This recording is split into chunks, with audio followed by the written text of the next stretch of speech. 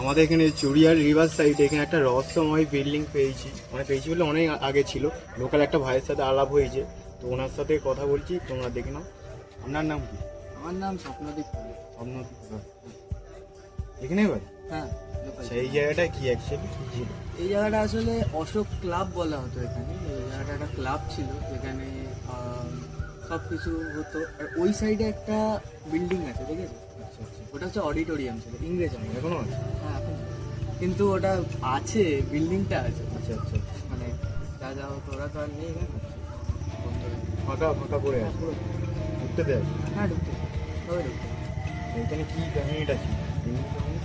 ইংরেজ আমলে এখানে ক্লাব ছিল, সব দুই ভাই ছিল। এই দুই ভাই হচ্ছে সব মেয়েদেরকে আনতো এখানে নাচাতে, নাচে ফাচে। মেন প্রোগ্রামটা করাতো হচ্ছে ওইখানে, যেখানে সব লোকেরা দেখছে। হ্যাঁ, এটাই দেখতেই পারো এখানে পুরো ভেঙে ভেঙে গেছে।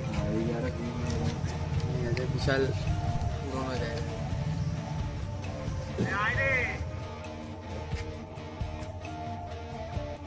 ভালো লাগলো একটা নতুন রহস্যময় জায়গা ঘোরার জন্য।